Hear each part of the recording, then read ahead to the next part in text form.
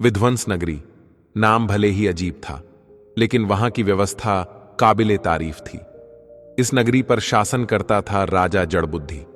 नाम सुनकर कोई भी उसे मूर्ख समझ बैठता, और अगर उसके चेहरे की मासूमियत देख लेता तो यकीन भी कर लेता।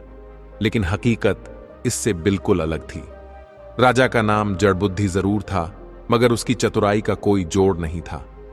वह बड़ी ही समझदारी से अपना राजपाट चला रहा था और उसकी प्रजा भी सुखी थी। लेकिन एक दिन नगरी में 4 शातिर चोरों का आगमन हुआ, और तब से जैसे हाहाकार मच गया। इन चोरों ने पूरे नगर में कोहराम मचा दिया था। कोई दिन ऐसा नहीं जाता जब किसी के घर से कीमती सामान गायब ना होता। कभी अनाज के गोदाम लुटते तो कभी व्यापारी अपनी दुकानें खाली पाते। हालात इतने खराब हो गए कि प्रजा त्राहिमाम करने लगी। एक दिन नगर के कुछ लोग महल पहुंचे और राजा के सामने रो रो कर अपनी व्यथा सुनाने लगे। दुहाई है महाराज, हमें उन 4 चोरों से मुक्ति दिलाइए, उन्होंने जीना दुश्वार कर दिया है। तभी भीड़ में से एक और आवाज उठी, हां महाराज, ये चोर हमारा जीना हराम कर रहे हैं।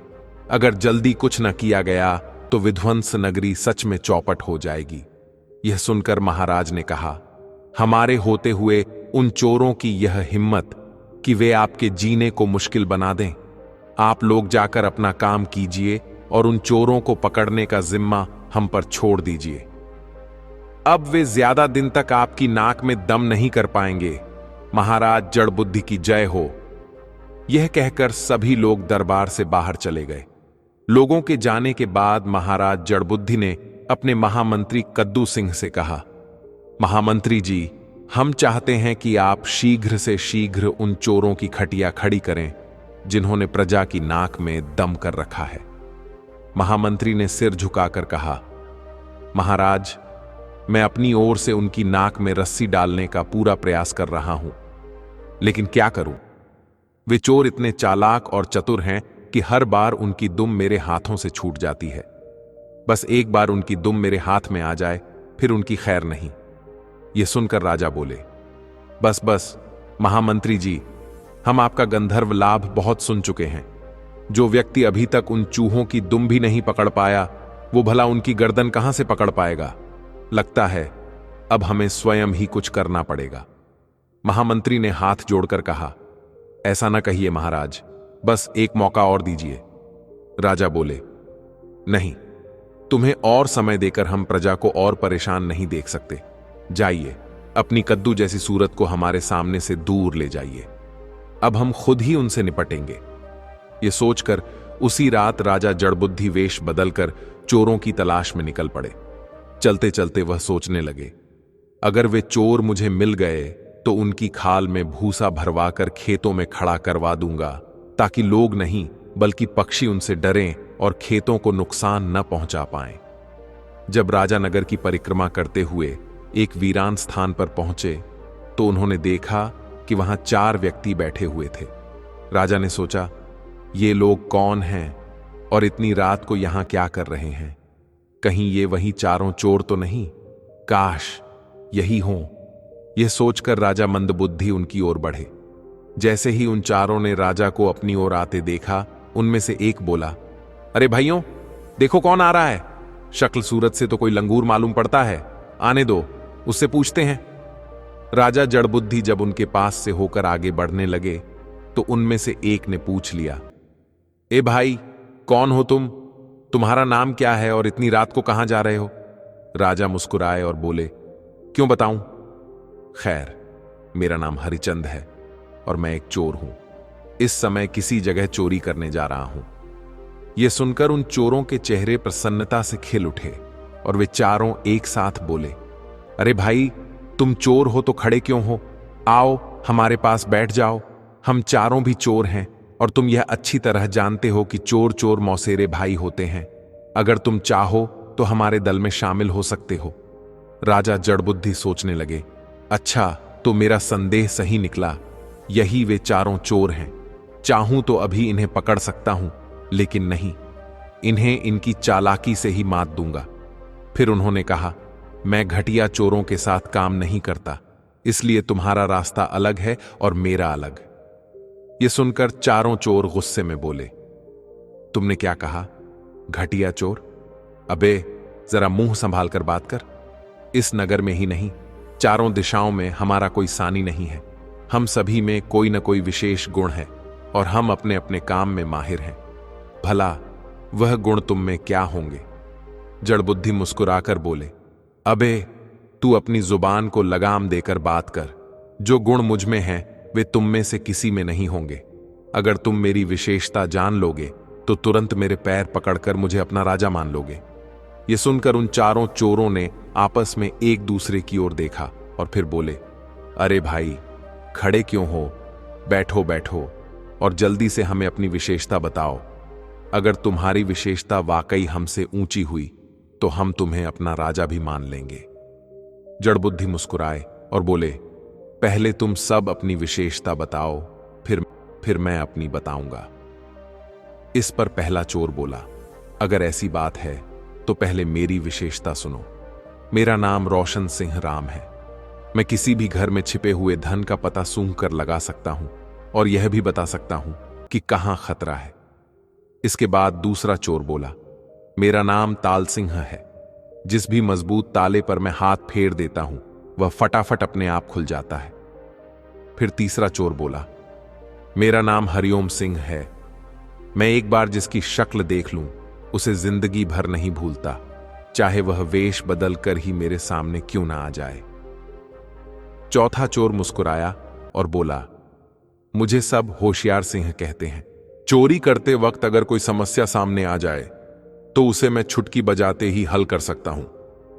चारों चोरों की विशेषता सुनने के बाद जड़बुद्धि हंसते हुए बोला, अरे गप्पोड़ियों, मुझे तो ऐसा लगता है कि तुम सब सिर्फ गप्पे मार रहे हो।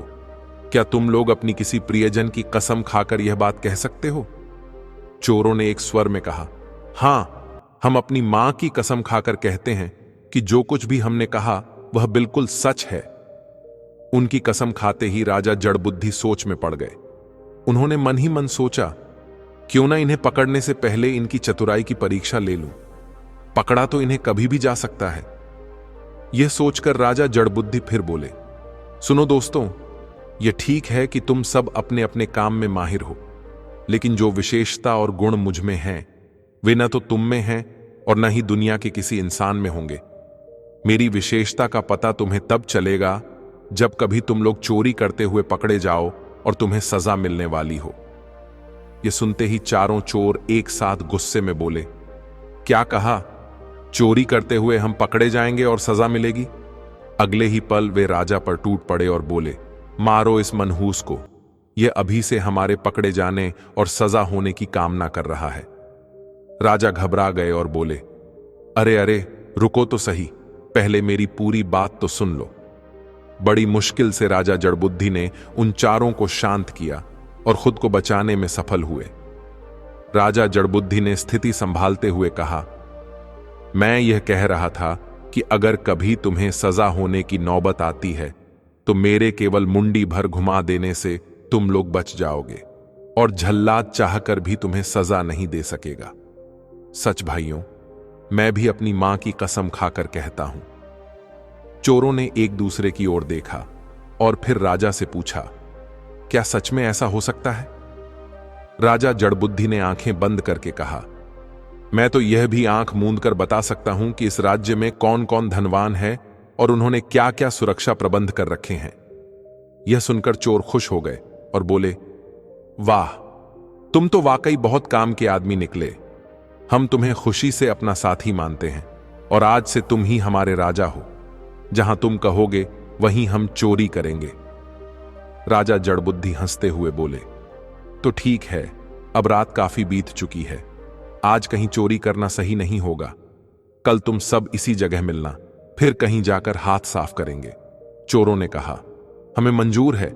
इसके बाद सभी अपनी अपनी राह हो लिए। राजा अपने महल में पहुंचा और सोचने लगे, कमबख्त, ये बहुत चालाक बनते हैं। कल देखता हूं कैसे वे मेरे बताए हुए ठिकाने पर चोरी करते हैं। फिर राजा गहरी नींद में सो गए। दूसरी रात जब राजा जड़बुद्धि चोरों से मिलने जाने की तैयारी कर रहे थे, तभी महामंत्री कद्दू सिंह वहां आ पहुंचे और बोले, महाराज, आज तो आप कुछ जल्दी में लगते हैं, क्या कोई खास बात है? तब जड़बुद्धि ने महामंत्री को सारी बात बता दी और कहा, आज हम उन्हीं चोरों के साथ मिलकर चोरी करने जा रहे हैं। महामंत्री चौंक कर बोले, महाराज, भला उन चोरों के साथ मिलकर आपको चोरी करने की क्या जरूरत है? उन्हें तो तुरंत ही गिरफ्तार कर लेना चाहिए।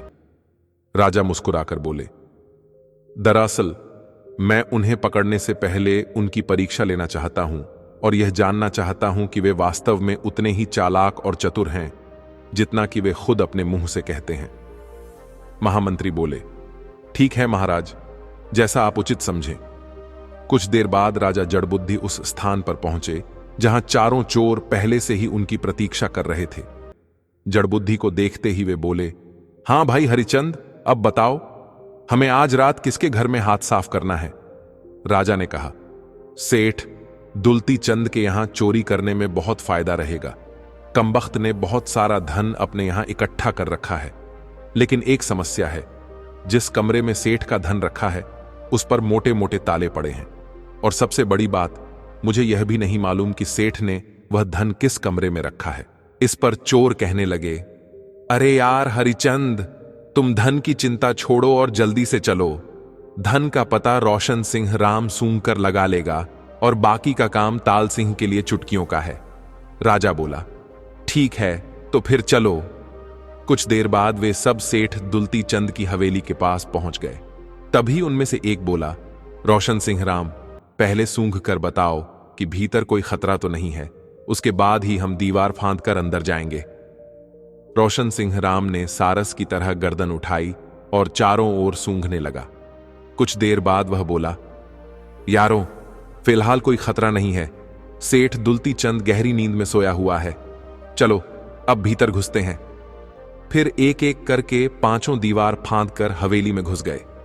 भीतर पहुंचने के बाद सभी रोशन सिंह राम के पीछे चलते हुए बोले, रोशन सिंह, समय बर्बाद मत करो और जल्दी से सूंघ कर बताओ कि सेठ का धन कहां रखा है। रोशन सिंह ने फिर सिर उठाकर सूंघा और बोला, यहां से 4 कमरे छोड़कर दाईं ओर जो कमरा है, वहीं पर सेठ ने अपना सारा धन कई संदूकों में भरकर रखा हुआ है। यह सुनकर वे तेजी से उस कमरे तक पहुंचे। ताल सिंह ने धन वाले कमरे के ताले चुटकी बजाते ही खोल दिए और भीतर जाकर सभी संदूकों के ताले भी खोल दिए। फिर वह बोला, चलो अब जल्दी से सारा धन समेट लो और चलते बनो। सभी ने जल्दी से सेठ का सारा धन समेटा और फिर उसी स्थान पर पहुंचे जहां वे पहले मिले थे। चारों चोर कहने लगे, चलो भाई, हमने तुम्हें अपना राजा माना है, इसलिए तुम इस धन को सब में बराबर बराबर बांट दो। इस पर राजा जड़बुद्धि ने उस धन को 5 बराबर हिस्सों में बांट दिया और कहा, अच्छा भाइयों, अब अपने अपने घर का रास्ता पकड़ो। कल रात फिर इसी स्थान पर मिलेंगे और कहीं मोटा हाथ मारेंगे। इसके बाद पांचों अपनी अपनी राह हो लिए। अगले दिन सुबह जब सेठ दुलती चंद अपने धन वाले कमरे में पहुंचा तो अपना लुटा हुआ खजाना गायब देखकर वह जोर जोर से रोने लगा। हाय मेरा धन, अरे मैं लुट गया, बर्बाद हो गया। रोता पीटता वह सीधा राजा जड़बुद्धि के दरबार में पहुंचा और कहने लगा, हुजूर न्याय कीजिए, मेरा सारा धन चोरी हो गया। मुझे पूरा विश्वास है कि यह उन्हीं 4 चोरों का काम है। राजा जड़बुद्धि ने उसे सांत्वना देते हुए कहा, धीरज रखो सेठ दुलती चंद, हम तुम्हारे साथ न्याय करेंगे और तुम्हें तुम्हारा चोरी हुआ धन शीघ्र ही वापस दिलवाएंगे, लेकिन तुम्हें कुछ दिन इंतजार करना होगा। जब सेठ दुलती चंद राजा की बात सुनकर वापस लौट गया तो महामंत्री कद्दू सिंह चिंतित स्वर में बोले, महाराज, यदि प्रजा को यह बात मालूम हो गई कि उन चोरों के साथ चोरी में आप भी शामिल थे तो प्रजा भड़क सकती है और आपकी बदनामी हो सकती है। अच्छा यही होगा कि आप जल्द से जल्द उन चारों को गिरफ्तार कराएं। राजा बोला, आप अपनी राय अपने पास ही रखिए और जो कुछ भी हम आपके कान में कह रहे हैं उसे ध्यान से सुनिए। फिर कुछ देर तक जड़बुद्धि महामंत्री कद्दू सिंह के कान में फुसफुसाते रहे। इसके बाद राजा ने पूछा, क्यों मंत्री जी, हमारी बात आपके छोटे से भेजे में आई या नहीं? मंत्री ने सिर हिलाते हुए कहा, सब समझ गया हुजूर, मैं वैसा ही करूंगा जैसा आपने कहा है। राजा बोला, आज रात हम देखेंगे कि वे चोर कितने चालाक हैं। अब आप जाकर सारा प्रबंध कीजिए। उसी रात राजा जड़बुद्धि और चारों चोर उसी जगह मिले जहां वे पहले भी मिल चुके थे। चारों चोर कहने लगे, हमारे राजा हरिचंद जी, आज किस सेठ के घर का दिवाला निकालना है? इस पर राजा ने कहा, आज हमारा शिकार कोई सेठ, लाला या जमींदार नहीं होगा, बल्कि आज हमारा निशाना होगा इस देश का महामंत्री कद्दू सिंह। यह सुनकर चोर चौंक पड़े और बोले, क्या तुम्हारा दिमाग ठीक है? कहीं हमें पिटवाने का इरादा तो नहीं? राजा हंसकर बोला, अरे यारों, वैसा कुछ नहीं होगा, बल्कि इस बार हमारी किस्मत चमक जाएगी। मैंने पता लगाया है कि नगर के बहुत से सेठों ने चोरी के डर से अपनी दौलत महामंत्री जी के पास रख छोड़ी है। यदि किसी तरह हम उसे प्राप्त कर लें तो फिर जिंदगी भर हमें कुछ भी करने की जरूरत नहीं पड़ेगी। इस पर चतुर सिंह बोला, वह सब तो ठीक है, लेकिन उस धन की रक्षा के लिए वहां कड़ा पहरा भी तो होगा। ऐसे में हम उस धन को कैसे हासिल कर पाएंगे? हरिचंद मुस्कुराते हुए बोला, हम पांचों अपनी विशेषताओं से हर पहरे को तोड़ सकते हैं, बस हिम्मत और चालाकी से काम लेना होगा। राजा बोला, अच्छी तरह से सोच लो साथियों, ऐसा मौका बार बार हाथ नहीं आता, फिर अपने राजा की बात मानना भी तुम्हारा कर्तव्य है। जल्दी ही चारों चोर जड़बुद्धि के उकसाने पर लालच में आ गए और बोले, ठीक है, हम तैयार हैं। राजा ने कहा, शाबाश, चलो, आज के बाद शायद ही हमें कभी चोरी करने की जरूरत पड़े। सभी मंत्री के निवास स्थान की ओर चल पड़े। राजा जड़बुद्धि सोचने लगा, मेरी बातों में ये मूर्ख खूब फंस गए, अब देखूंगा कैसे बचते हैं। मंत्री के निवास स्थान पर पहुंचकर उन्होंने देखा कि वहां काफी कड़ा पहरा था। चतुर सिंह ने कहा, प्यारे रोशन सिंह, तुम सूंघ कर बताओ कि मंत्री ने दौलत कहां छिपा रखी है और खतरा कहां कहां है, बाकी मैं निपट लूंगा। रोशन सिंह ने गर्दन उठाकर हवा में कुछ सूंघा और फिर कहने लगा, खतरा तो चारों ओर फैला हुआ है। महल के भीतर और बाहर पहरा देने वालों की संख्या 50 से भी ऊपर है, परंतु सबसे अधिक खतरा सामने दिखाई देने वाले उस ऊंचे मीनार के नीचे और उसकी पहली मंजिल पर है, जहां मंत्री ने धन रखा हुआ है। उस धन की सुरक्षा के लिए वहां 5 कुशल सैनिक पहरा दे रहे हैं। उस मंजिल तक पहुंचने के लिए नीचे सीढ़ियां तो हैं, परंतु द्वार मीनार के भीतर से बंद है और उसे केवल ऊपर वाली मंजिल पर पहरा दे रहे सैनिक ही खोल सकते हैं। यह सुनकर होशियार सिंह ने कहा, इसका मतलब यह हुआ कि हमें न केवल सैनिकों को मीनार के पास से हटाना होगा, बल्कि ऊपर वाली मंजिल पर पहरा दे रहे सैनिकों को भी नीचे लाना होगा। कुछ देर सोचने के बाद चतुर सिंह एकाएक प्रसन्नता से उछलते हुए बोला, सुनो ताल सिंह और हरिओम सिंह, मेरी योजना के अनुसार तुम दोनों पहरा दे रहे सैनिकों का ध्यान अपनी ओर आकर्षित करोगे और उन्हें महल से दूर ले जाओगे। बाकी हम तीनों मीनार से सैनिकों को निकालकर वहां रखा सारा धन बटोर कर भाग निकलेंगे। फिर चतुर सिंह उन्हें अपनी पूरी योजना समझाने लगा। चतुर सिंह की योजना सुनकर जहां तीनों चोरों के चेहरे प्रसन्नता से खिल उठे, वहीं राजा जड़बुद्धि उर्फ हरिचंद का चेहरा उतर गया। वह सोचने लगा, इस शैतान का दिमाग तो वास्तव में ही कमाल का है। तभी चोर होशियार सिंह बोला, अब देर ना करो, ताल सिंह और हरिओम सिंह अपने काम में जुट जाओ। उस समय महामंत्री कद्दू सिंह अपने महल में आराम से सो रहा था, जबकि महल के बाहर पहरेदार सतर्कता से पहरा दे रहे थे। हरिओम सिंह और ताल सिंह ने महल के सामने आग लगाई और खुद चोर चोर चिल्लाते हुए भागने लगे। यह देखकर सेनापति ने कहा, लगता है यह काम उन्हीं चोरों का है। सैनिकों, आओ मेरे साथ, उन्हें पकड़ते हैं। उनकी योजना सफल रही और लगभग सभी सैनिक उन्हें पकड़ने के लिए उनके पीछे दौड़ पड़े। सेनापति चिल्लाया, वे रहे चोर, कमबख्त खुद ही चोर चोर चिल्ला रहे हैं। अब सभी पहरेदार मीनार और महल के निकट से हट गए थे और एक दूसरे से कहने लगे, चलो अब हम मीनार के पास चलते हैं। इधर चतुर सिंह, लालचंद और रोशन सिंह दुबक कर मीनार की ओर दौड़ पड़े। जैसे ही वे मीनार के निकट पहुंचे, उन्होंने जलते हुए तीर ऊपर वाली मंजिल की ओर छोड़ना शुरू कर दिया। ये देखकर ऊपर खड़े सैनिक सोचने लगे, कहीं आसमान से आग की बारिश तो नहीं हो रही। भयभीत होकर वे मीनार का द्वार खोलकर भागने लगे। जैसे ही सैनिक नजरों से ओझल हुए, वे तीनों फटाफट सीढ़ियां चढ़ गए। महामंत्री की आंख खुली तो एक सैनिक ने आकर कहा, हुजूर, वे चारों चोर मीनार की ऊपर वाली मंजिल से सारा धन ले उड़े हैं। जब सैनिक ने सारा किस्सा सुनाया तो कद्दू सिंह ने अपना सिर पीट लिया और कहा, हाय, अब महाराज जरूर मुझे बीच चौराहे पर उल्टा टंगवा देंगे। अगले ही क्षण वह फटाफट तैयार हुआ और दरबार में जा पहुंचा। उसे देखते ही राजा जड़बुद्धि आग बबूला हो उठा और कहने लगा, क्यों कद्दू सिंह जी, क्या इसीलिए हमने आपको महामंत्री बनाया था कि आप आराम से अपने कद्दू बेचकर सोते रहे और वो चोर हमारा सारा धन लेकर भाग जाए? मंत्री बोला, उनको पकड़ना इतना आसान काम नहीं है। राजा बोला, बस बस, आप अपनी दलीलें अपने पास ही रखिए। हम इतनी जल्दी हार मानने वालों में से नहीं हैं। इस बार हमने जो योजना तैयार की है उससे वे कदापि बचकर नहीं निकल पाएंगे। अब आप अपने दोनों कान खोलकर हमारी बात ध्यान से सुनिए। महामंत्री के निकट पहुंचने पर राजा जड़बुद्धि उसे अपनी नई योजना समझाने लगा। सारी योजना समझने के बाद राजा ने कहा, सुनिए महामंत्री जी, यदि इस बार आपके प्रबंध में कोई त्रुटि रही तो हम आपको कारागार में बंद करवा देंगे। मंत्री बोला, जी महाराज, समझ गया, आप निश्चिंत रहिए, इस बार कोई भूल नहीं होगी।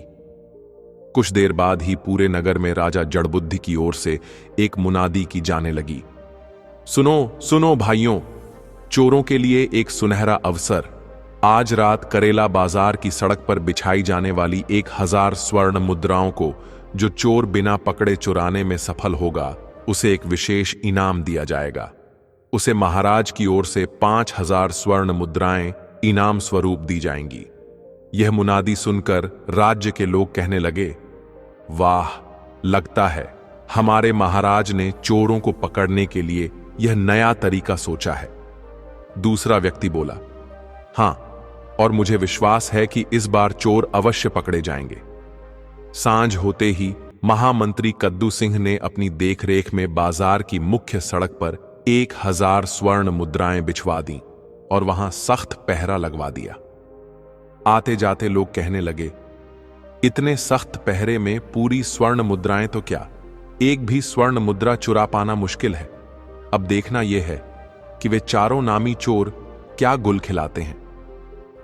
रात में जब राजा जड़बुद्धि उस स्थान पर पहुंचा जहां चारों चोर पहले से मौजूद थे, तो उसे देखकर चतुर सिंह कहने लगा, सुनो भाई हरिचंद, आज तुम्हें चोरी के लिए कोई ठिकाना बताने की जरूरत नहीं है।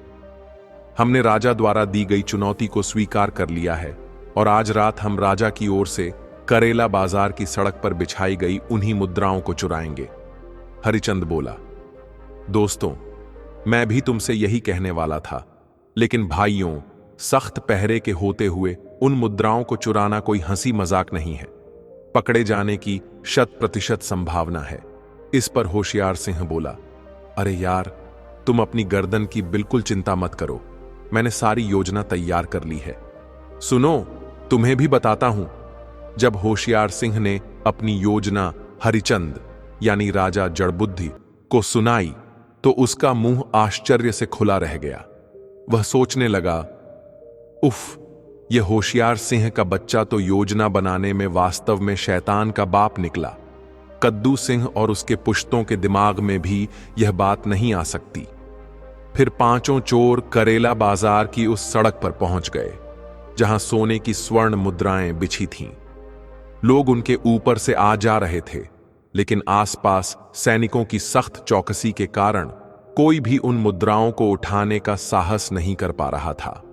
एक सुनसान गली में पहुंचकर चतुर सिंह बोला, लो, इस डिब्बे में तारकोल है, तुम सब अपने अपने जूतों के तलों पर इसे लगा लो और फिर आराम से चहलकदमी करते हुए स्वर्ण मुद्राओं से गुजरो। मेरा विचार है कि 8-10 चक्करों में ही सारी स्वर्ण मुद्राएं हमारे थैलों में इकट्ठी हो जाएंगी। पांचों ने अपने अपने जूतों के तलों में तारकोल लगाया और आराम से स्वर्ण मुद्राओं के ऊपर से गुजरने लगे। जैसे जैसे वे आगे बढ़ते, स्वर्ण मुद्राएं उनके जूतों में चिपकती जाती। सड़क से कुछ दूर जाने के बाद वे अपने जूतों में चिपकी स्वर्ण मुद्राओं को निकालकर थैलों में डाल लेते। रोशन सिंह बोला, वाह, इस बार मेरे जूते 20 मुद्राएं लेकर आए हैं। होशियार सिंह बोला, भैया, आज मेरे बड़े जूते ने तो कमाल दिखाया है, पूरे 50 स्वर्ण मुद्राएं लेकर आए हैं। फिर वे सब पुनः उस सड़क की ओर लौट जाते। ऐसा उन्होंने कई बार किया, और जब सुबह हुई तो महामंत्री कद्दू सिंह ने देखा कि सड़क पर एक भी स्वर्ण मुद्रा नहीं बची थी, सारी की सारी गायब हो चुकी थी। वह सोचने लगा, हाय कद्दू सिंह, अब महाराज तुझे जरूर कारागार में डाल देंगे। घबराकर महामंत्री दौड़ा दौड़ा राजा जड़बुद्धि के पास पहुंचा और कहने लगा, दया करें महाराज, मुझ पर रहम करें। लाख सतर्कता के बावजूद भी मैं मुद्राओं की रक्षा नहीं कर सका, इसीलिए आज मैं अपने पद से त्यागपत्र देता हूं। इस पर जड़बुद्धि कहने लगा, सुनिए महामंत्री जी, आज हमें भी यह मानना पड़ रहा है कि वे चोर वास्तव में साधारण दिमाग के नहीं हैं। इसलिए अब हम चाहते हैं कि उन्हें और डील न देकर तुरंत पकड़ लिया जाए। महामंत्री बोला, यही तो मैं भी कहना चाहता था महाराज। आज रात जब वे उस पेड़ के नीचे एकत्र होंगे तो मैं सैनिकों के साथ उन्हें तुरंत पकड़ लूंगा। फिर वह थोड़ा रुक कर बोला, लेकिन महाराज, आपने यह तो बताया ही नहीं कि आखिर इतनी सारी मुद्राएं उन्होंने कैसे और कब चुराई। उसके बाद राजा जड़बुद्धि ने महामंत्री को सारी बात बता दी। जब रात हुई तो चारों चोर उसी पेड़ के नीचे इकट्ठे हुए जहां वे एक दूसरे से मिला करते थे।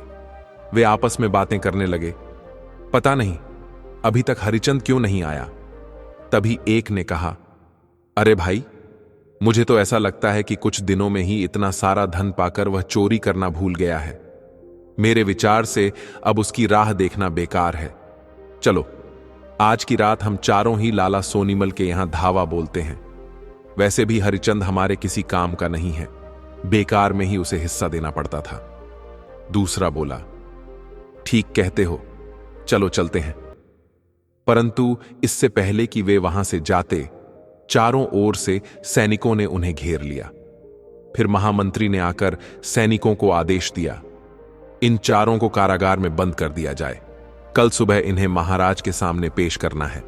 अगले दिन सुबह दरबार में महामंत्री कद्दू सिंह राजा से कहता है, महाराज, चारों शातिर चोर आपके सामने हाजिर हैं।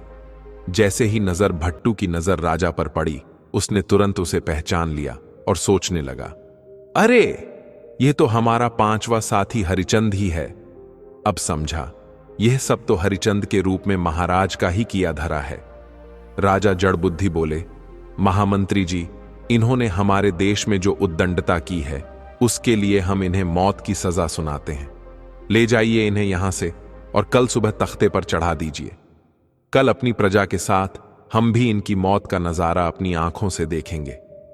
महामंत्री बोला, ठीक है महाराज, मैं झल्लादों से कहकर इनके लिए मजबूत फंदे तैयार करवाता हूं। सैनिकों ने उन चारों को ले जाकर कारागार में बंद कर दिया। वे चोर आपस में कहने लगे, हाय, अब क्या होगा। चतुर सिंह बोला, भाई, चोरी करने के लिए तो मैं उपाय बता सकता हूं, लेकिन सजा से बचने का मेरे पास कोई उपाय नहीं है। काश इसी समय हरिचंद हमारे साथ होता तो वह जरूर अपनी चालाकी से हमें बचा लेता। इस पर हरिओम सिंह कहता है, यारों, तुम सब यह क्या फालतू की बातें कर रहे हो। जब यह सब कुछ करने वाला स्वयं हरिचंद ही है तो वह भला हमें क्यों बचाएगा। हरिओम सिंह की बात सुनकर सभी चौंक उठे। फिर वह बोला, हरिचंद को पहचानने में तुम सबकी नजरें धोखा खा सकती हैं, लेकिन मेरी नहीं। मैंने उसे पहचान लिया है। वास्तव में हरिचंद ही महाराज जड़बुद्धि हैं और उन्हीं के इशारे पर हम कैद हुए हैं। अगले ही पल योजना बनाने वाला चतुर सिंह प्रसन्नता से बोल उठा, वाह रे हरिओम सिंह, आज तो तुम्हारी इन कटीली आंखों ने वास्तव में कमाल कर दिया। यदि तुम्हारा कहना सच है तो समझ लो, दुनिया की कोई भी शक्ति हमें सजा नहीं दिला पाएगी। तब होशियार सिंह उन्हें अपनी योजना बताने लगा। दूसरे दिन चारों चोरों को एक लंबे चौड़े मैदान में ले जाया गया, जहां उन्हें सजा देने का प्रबंध किया गया था। उनके पकड़े जाने की खबर पाकर भारी संख्या में प्रजा वहां एकत्रित हो चुकी थी। राजा जड़बुद्धि भी वहां पहुंचा और गरजते हुए बोला, बोलो शैतानों, मरने से पहले तुम्हारी कोई अंतिम इच्छा है? चोरों ने एक साथ कहा, हां महाराज, हम सबकी केवल एक ही इच्छा है। हम अपने 5वें साथी हरिचंद से मिलना चाहते हैं। इस पर राजा चौंक कर बोला, तुम उससे क्यों मिलना चाहते हो? चोरों ने उत्तर दिया, क्योंकि उसी ने हमें पकड़वाया है, इसलिए हम उसे माफ करना चाहते हैं। यह सुनकर राजा सोच में पड़ गया, आखिर ये कमबख्त हरिचंद से क्यों मिलना चाहते हैं? कुछ देर विचार करने के बाद राजा जड़बुद्धि ने कहा, ठीक है, हम उसे अभी यहां भिजवा रहे हैं। फिर वह महामंत्री कद्दू सिंह से बोला, सुनिए महामंत्री जी, हम हरिचंद को तुरंत यहां बुलवा रहे हैं। राजा जड़बुद्धि ने महामंत्री से कहा, इनकी हरिचंद से मुलाकात कराने के बाद इन्हें फांसी के तख्ते पर लटका देना, यह तुम्हारी जिम्मेदारी है। महामंत्री बोला, महाराज, आप निश्चिंत रहिए। कुछ देर बाद ही राजा जड़बुद्धि हरिचंद के वेश में उन चारों चोरों के सामने आ खड़ा हुआ और बोला, राम राम साथियों, कहो तुम लोग मुझसे क्यों मिलना चाहते थे? अपनी बात जल्दी कहो, क्योंकि मुझे अपने पापों का प्रायश्चित करने के लिए इसी समय गंगा जी नहाने जाना है। तब चतुर सिंह ने गुस्से से कहा, अबे हरिचंद के बच्चे, हमें यहां फांसी पर लटकवा रहा है और खुद गंगा नहाने जा रहा है। क्या अपनी बात भूल गया? अरे झूठे भुलक्कड़, तूने ही तो कहा था कि अगर कभी हम पकड़े गए तो तू अपना तरबूज जैसा सिर घुमाकर हमें छुड़ा सकता है। अब अपनी बात की लाज रख और हमें छोड़। राजा ने गंभीर स्वर में कहा, क्या बकते हो? भला यह कैसे हो सकता है कि महाराज तुम्हें सजा दें और मैं सिर घुमाकर तुम्हें छुड़ा लूं?